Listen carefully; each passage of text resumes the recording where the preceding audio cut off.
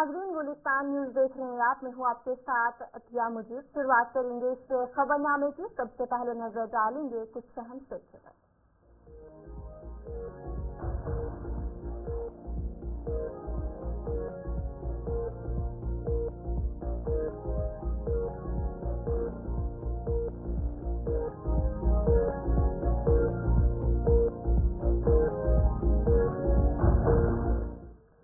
तो चलो इनकी कुछ अहम सुर्खियां। अब विगत खबरों की तरफ भी रुख करेंगे, जहां पर शुरुआत करेंगे सबसे पहले ऐवान में आज फिर से हंगामा देखने को मिला और अपोजिशन की तरफ से आज एक बार फिर से जो एहतजाज है वो किया गया। सरमाई इजलास का आज 12वां दिन था और लोकसभा में आज भी हंगामा जो है वो देखने को मिला। अपोजिशन का ऐवान के बाहर एक अनोखा एहतजाज देखने को मिला और जहां पर आज 12वां दिन था और इस बीच से जो ये बहस है वो देखने को मिली। जो इफ्तार और इख्तिलाफ के दरमियान जो बहस और टकराव है वो देखने को मिली है। तस्वीरें भी कुछ आपके सामने है कि किस तरीके से आज एक अनोखा एहतजाज देखने को मिला है। पार्लियामेंट के बाहर आज फिर से एहतजाज देखने को मिला। 12वां दिन था सरमाई इजलास का और लगातार अपोजिशन की तरफ से देखने को मिलता है कि एहतजाज किया जा रहा है कई मुद्दों को लेकर।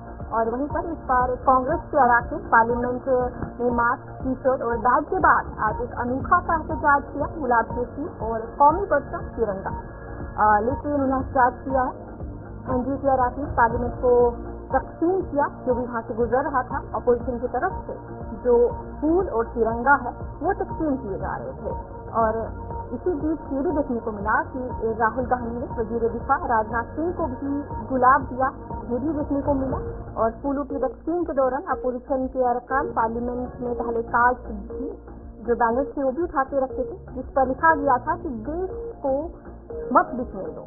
कांग्रेस के रुकन पार्लियामेंट वर्चा गायकवाड ने कहा कि उन्होंने ये आज जो एहतजाज है वो इसलिए किया। उन्होंने कहा कि कौमी परचम तस्लीम किया है, उनसे दरख्वास्त की कि मुल्क को ना बेचने दे और आगे बढ़े। उन्होंने कहा कि अफसोस की बात है आजकल अडानी मुल्क चला रहा है, सब कुछ उसे दे रहे हैं और गरीबों की आवाज दबी जा रही है। उन्होंने कहा कि इसी साजिश के खिलाफ आज उन्होंने जो एहतजाज है वो किया है। उन्होंने अपने साथ गुलाब और जो कौमी परचम है वो दे रहे थे और साथ ही साथ बैनर भी उठाए थे जिस पर लिखा था कि देश को मत बिकने दो। आज 12वें दिन था सरमाई इजलास का और उसी बीच ये हंगामा देखने को मिला। अपोजिशन की तरफ से लगातार देखने को मिलता है कि इस तरीके के हंगामे है। अडानी मामले को लेकर लगातार अपोजिशन की तरफ से मांग की जाती है जिसके खिलाफ कार्रवाई की जाए। कुछ तस्वीरें भी आपको दिखाने की कोशिश कर रहे हैं कि क्या कुछ तस्वीरें बाहर। तो चलिए अब आगे बढ़ जाएंगे। राज्यसभा मेंबर और भाजपा लीडर गुलाम अली खटाना का कहना है कि कांग्रेस को अवाम ने मुस्तरद कर दिया है और वो अब ऐवान में हंगामा कर रही है। उन्होंने मजीद कहा कि कांग्रेस और रीजनल जमातों ने वक्फ के अमलाक को लूटा है और वजीर आजम अब इसकी शफाफियत चाहते हैं। गुलाम अली खटाना ने मजीद कहा कि उमर सरकार को अवाम की बुनियादी मसाइल को हल करना चाहिए जिन्होंने उनको वोट दिए हैं। क्या वजह है सरकार समझाने में नाकाम हो पा रही है? ये जो विपक्ष मुद्दे लेकर के आ रहे हैं उसका जवाब नहीं है आप लोगों के पास में। देखिए, जब लोगों से फटकार पड़ जाए ना, जब अवाम रिजेक्ट कर देना, देश की अवाम ने रिजेक्ट करा है कांग्रेस को, अब वो न्यूट्रिस क्रिएट करके उसमें से लोगों को उलझाना चाहती है, लेकिन अभी टेकर कोई नहीं है। मतलब सवालों के जवाब है उनके जो चाह रहे हैं। देखिए, वो क्या चाह रहे हैं, वो अपने पाप दबा रहे हैं। प्रियंका गांधी कह रही है कि विपक्ष की आवाज दबाने की कोशिश की जा रही है। नहीं, वो बेसिकली जॉर्ज सोरोस को दबाना चाहते हैं, तो वो थोड़ी दबेगा। जॉर्ज सोरोस को लेकिन आप लोग भी तो अडानी मुद्दे पर बात करने के लिए तैयार नहीं है। देखिए, जॉर्ज सोरोस डिस्कस होगा। देश की जो अखंडता है उसको जो खतरा है वो पहले डिस्कस होना चाहिए। जेपीसी की भी मीटिंग है आज, 4 महीने का समय बढ़ाया गया है। देखिए, कांग्रेस और रीजनल पार्टीज ने मुस्लिम अमलाक जो वक्फ को लूटा है, देश के वजीर आजम चाहते हैं कि उसकी ट्रांसपेरेंसी, अकाउंटेबिलिटी फिक्स की जाए। और दूसरा बहुत अहम ये है कि जिस तरह से जम्मू कश्मीर में रोहिंग्यास को लेकर के लगातार पॉलिटिक्स हो रही है, उमर अब्दुल्ला कह रहे हैं उनको मारा तो नहीं जा सकता, बिजली पानी तो उनको दिया जाएगा। सरकार ने बिजली पानी उनका दोबारा से चालू कर दिया है। पहले जिन्होंने उनको वोट दिया है उनका ख्याल रखे ना उमर अब्दुल्ला साहब, पहले उनको देखिए जिन्होंने वोट दिया है। तो क्या जो आरोप लग रहा है केंद्र ने इनको ला करके बसाया था, ये सच इसको आप लोग सच मान रहे हैं? देखिए, उमर अब्दुल्ला साहब को वही करना चाहिए जिन्होंने उनको वोट किया है। बाकी न्यूसेंस से अब कैपिटलाइजेशन नहीं होगी, पॉलिटिकल कैपिटलाइजेशन। लगभग 420 करोड़ का बजट पास किया गया है। मंदिरों का दोबारा से रख रखाव मेंटेनेंस किया जाएगा जम्मू कश्मीर के अंदर। क्या ये उमर अब्दुल्ला सरकार का आप चुनाव में किया गया वादा मानते हैं? कश्मीरी पंडितों के लिए जो उन्होंने वादा किया था कि दोबारा से हम मंदिरों को सजाएंगे, संवारेंगे, कैसे देख रहे हैं सबको आप लोग? कश्मीरी पंडित कश्मीर की विरासत का हिस्सा है, वो तो बात करेंगे, वो काम तो कर नहीं सकते, काम तो हम ही करेंगे, बीजेपी काम करेगी। जिस तरह से मंदिरों को सजाने का, उनको साफ सुथरा करने का, जो उनमें टूट फूट हुई थी, उनको लेकर के सरकार ने बजट जारी किया है, क्या आपको लगता है कि राजनीतिक स्टंट है या हकीकत में सरकार उनकी फिक्र कर रही है? बेसिकली वो न्यूसेंस क्रिएट करना चाहते हैं। न्यूसेंस में से वो पॉलिटिकल कैपिटलाइजेशन करना चाहते हैं। वो कभी बिजली, पानी, लोगों के जो बेसिक एम्यूनिटीज है वो उसकी तरफ नहीं जाएंगे। जो लोगों ने उनको एक ख्वाब देखा था कि इलेक्टेड गवर्नमेंट आएगी, उसकी तरफ नहीं जाएंगे। हमेशा उन्होंने कब्रिस्तानों पे ग्रेवयार्ड भरे हैं। उन्होंने गरीब के बच्चों को पत्थरबाजी के लिए इस्तेमाल कराया है, और वो इस तरह की न्यूसेंस क्रिएट करना चाहते हैं, और उसमें अपने जो अवाम की सही मसाइल। तो चलिए अब आगे बढ़ जाएंगे, जहां पर जम्मू से इस वक्त की खबर सामने आ रही है। वजीर आला उमर अब्दुल्ला की रिहाइशगाह पर एक दरबार जो है वो मुनक्किद किया जा रहा है। जम्मू से आपको खबर बता रहे हैं, वजीर आला की रिहाइशगाह पर अवामी दरबार, मुख्तलिफ स्टॉक होल्डर्स ने दरबार में शिरकत की है। सूबाई commissioner Jammu, deputy commissioner Jammu और दीगर अफसरान भी इस दरबार में मौजूद है। जम्मू कश्मीर के वजीर आला उमर अब्दुल्ला आज जम्मू के मुख्तलिफ वफूद के साथ मीटिंग कर रहे हैं। मीटिंग वजीर आला के सरकारी रिहाइशगाह पर हो रही है। इस मीटिंग के हवाले से कई अफसरान वजीर आला हाउस में मौजूद है। Additional chief secretary Jammu Kashmir भी मौजूद है।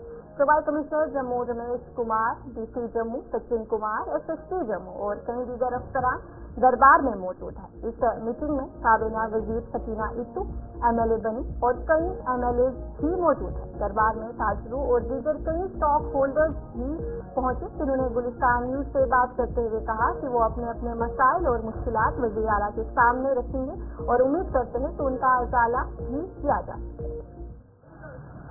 इस समय हम जम्मू के सीएम रेजिडेंस में मौजूद है। प्रोमिनेंट सिटीजन के साथ सीएम उमर अब्दुल्ला की बैठक हो रही है और बैठक की शुरुआत हो चुकी है। प्रोमिनेंट सिटीजन अलग अलग के प्रोमिनेंट सिटीजन है जो अपने मुद्दों को लेकर यहाँ पर पहुंचे हैं, और साथ ही साथ इसमें इस बैठक की बात करें तो इस बैठक में Jammu DC, additional chief secretary, साथ ही साथ कैबिनेट मंत्री सकीना इत्तू, सतीश शर्मा, डिप्टी सीएम सुनीता चौधरी भी इस बैठक में जो है वो मौजूद है। और अलग अलग prominent citizen, chamber of commerce, hotel association इस बैठक में यहाँ पर जो है अलग अलग प्रोमिनेंट सिटीजन यहाँ पर पहुंच चुके हैं। उनके क्या कुछ मुद्दे हैं, क्या कुछ उनके मसले मिसाइल है, उन्हें यहाँ पर जो है वो डिस्कस किया जाएगा। उस निवारण भी यहाँ पर जो है वो देखने को मिलेगा। साथ ही साथ मैं आपको बता दूं कि इसमें कई अधिकारी भी जो है वो इस बैठक में मौजूद है। कुछ ही समय पहले जो है वो यहाँ पर प्रोमिनेंट सिटीजन अधिकारी यहाँ पर पहुंचे हैं और बैठक के समय जो है वो शुरुआत हो चुकी है। और कुछ प्रोमिनेंट सिटीजन से हमने बातचीत की है। हाँ जी, आप यहाँ पर पहुंची है, बैठक में जाने वाली है, क्या कुछ आपके मुद्दे जो है वो रहने वाले हैं? देखो मैम, मैं ट्रेडर हूँ। I am president to residency road traders association. तो ट्रेडर्स के ही हम लोग मुद्दे जो है अपलिफ्ट करेंगे वहाँ पे, और ये बहुत अच्छा मौका है। It is an interaction directly with the state head. तो हम यही उम्मीद रखते हैं कि आने वाले दिनों में पॉजिटिव रिजल्ट निकलेंगे। Neeraj Anand, president chamber of traders federation. आप बैठक होने वाली है आज, क्या कुछ आपके तरफ से जो है वो मुद्दे रखे जाएंगे? देखिए, ये तो पहले तो सबसे बड़ा वेलकम स्टेप है सीएम एडमिनिस्ट्रेशन का, और सीएम साहब को हम मुबारकबाद देना चाहते हैं कि उन्होंने आज, जब वो पूरे जम्मू के जितने भी प्रोमिनेंट शहरी हैं उनके साथ आज वो उनके इश्यूज के ऊपर डिस्कस करना चाह रहे हैं। और हम समझते हैं ये बड़ी देर बाद जो एक क्रिटिकल सिस्टम की शुरुआत हुई है, और कई मानों में शहरदारों के जो इश्यूज हैं वो आज जब वो सुनेंगे तो हम, जैसे वो पहले भी उनके कार्यकाल में उन्होंने डिसीजन मेकिंग के द्वारा जो पेंडिंग इश्यूज थे उसको उन्होंने एड्रेस किया, और हमें आज भी उम्मीद है कि जो भी मुद्दे वहाँ डिस्कस होंगे वो आने वाले समय में अच्छे से एड्रेस होंगे। आप किस तरीके से देखते हैं, क्योंकि अलग अलग वेलकम स्टेप है। धन्यवाद, thank you. Myself Pawan Gupta ji, आज हमारे सीएम साहब ने पूरे प्रोमिनेंट सिटीजन को, सिविल सोसाइटी को बुलाया हुआ है। इंटरेक्शन होगी, उनमें कुछ डिस्कस भी होगा, मुद्दे भी डिस्कस होंगे, उसी भी इसलिए हम आज मीटिंग जा रहे हैं। इस पहल को आप किस तरीके से देखते हैं? बड़ी अच्छी शुरुआत है, क्योंकि हमारे सीएम सब डेमोक्रेटिक पहले ही बार इलेक्टेड आए हुए हैं और ये पहली मीटिंग है उनके साथ प्रोमिनेंट सिटीजन के साथ। अच्छी मीटिंग होनी चाहिए, अच्छी इंटरेक्शन होनी चाहिए, ताकि जो रास्ता होना चाहिए आपस में और लोगों को जो मुश्किलात होंगी, प्रॉब्लम होंगी, वो अगर समय मिलेगा तो हम डिस्कस करें। एसोसिएशन से जुड़े हुए हैं, उनके जो मुद्दे आ रही हैं वो मुद्दों को रखा जाएगा। बिल्कुल बिल्कुल बिल्कुल। हमारे चैम्बर ऑफ कॉमर्स में मीटिंग हुई, वहाँ भी हमारा टूरिज्म के ऊपर अच्छी तरह डिस्कस हुआ और जैसे हमें ये समय मिलेगा हम टूरिज्म के लिए पूरा करेंगे। बैठक जो है वो फिलहाल इस समय देखने को मिल रही है। बैठक की शुरुआत हो चुकी है। प्रोमिनेंट सिटीजन का ये साफ तौर पर कहना है कि एक अच्छी पहल जो है वो यहाँ पर की गई है, जिस प्रकार से यहाँ पे प्रोमिनेंट सिटीजन की बैठक रखी गई है ताकि उनके जो मसले मिसाइल है, जो मुद्दे हैं, उनको उनका एक। तो चलिए, जम्मू से भी एक बड़ी खबर सामने आ रही है, जहाँ पर अखनूर में गैर रियासती मजदूर का कत्ल का मामला जो है वो हल कर दिया है। जम्मू कश्मीर से जम्मू की बात करेंगे, वहाँ से खबर सामने आ रही है। अखनूर में गैर रियासती मजदूर का कत्ल मामला हल हुआ है। पुलिस ने मुलजिम को गिरफ्तार किया है। मालिक मकान ने बिहार के रहायशी मजदूर का कत्ल किया। पुलिस की तरफ से जो जानकारी है वो दी है। जम्मू से आपको एक खबर बता रहे हैं, जहाँ पर अखनूर के सदखल में गैर रियासती मजदूर की मौत का मामला पुलिस ने हल कर लिया है। कल खेतों में से गैर रियासती मजदूर की लाश बरामद हुई थी और उस पर तेजधार हथियार के निशानात भी थे। बिहार के रहने वाले पप्पू पासवान अपनी बीवी बच्चों के साथ वहां मुकीम थे और बालविंदर सिंह के घर किराए के मकान में रहते थे। पुलिस ने जमींदार बलविंदर सिंह को शक की बुनियाद पर हिरासत में लिया था और जब पूछताछ की गई तो उसने अपना जुर्म का एतराफ किया।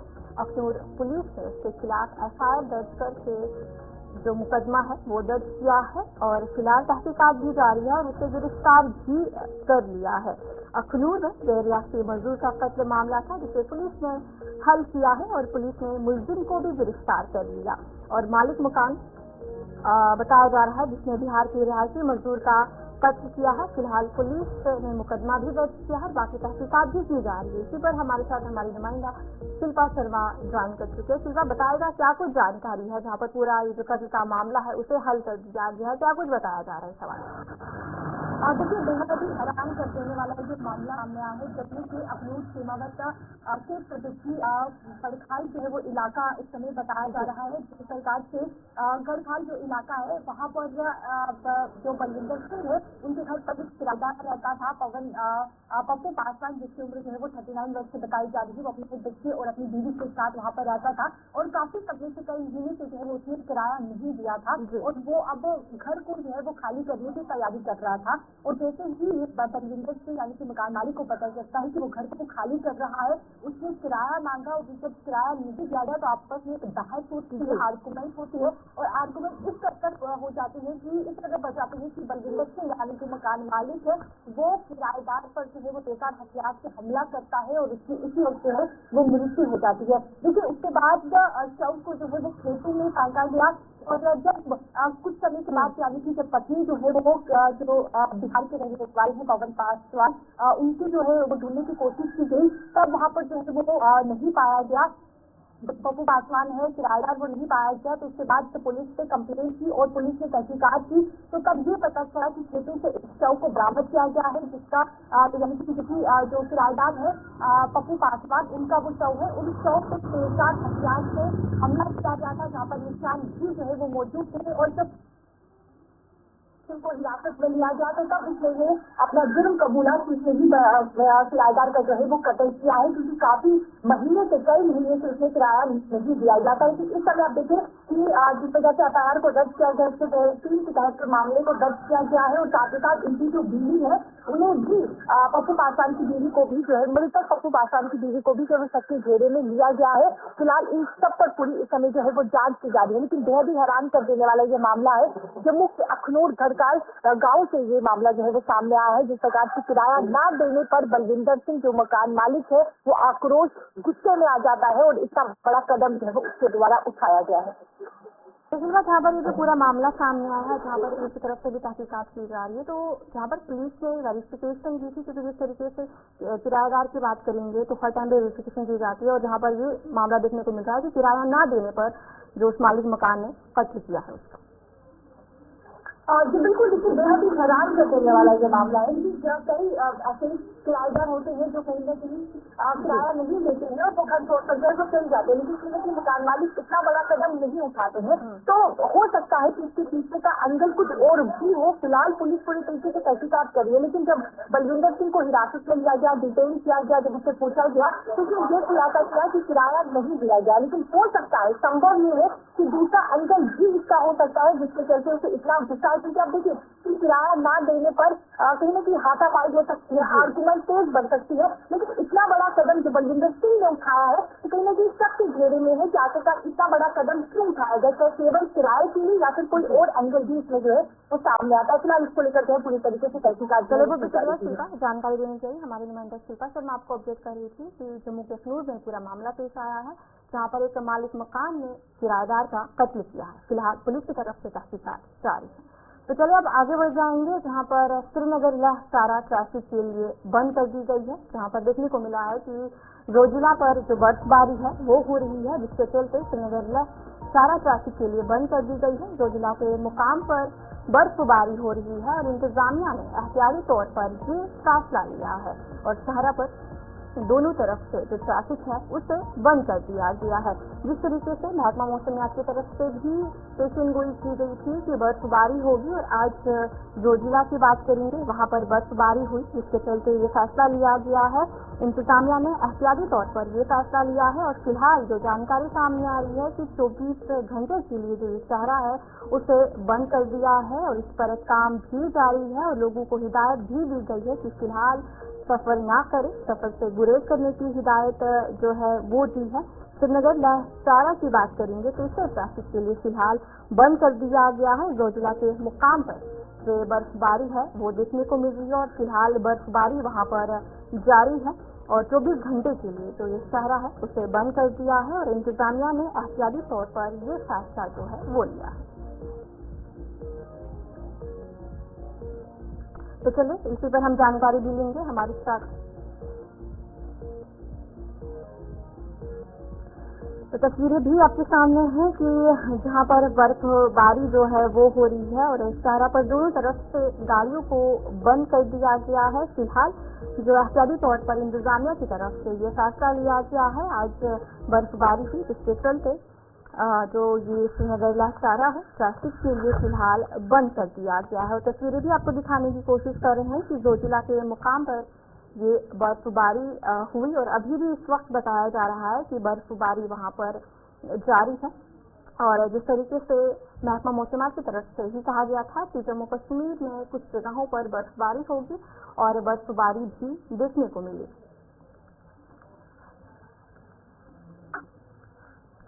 तो चलो इस खबरनामे में इतना ही। अभी के लिए मुझे दीजिए इजाजत, तो बने रहे पुलिस तालीम के साथ।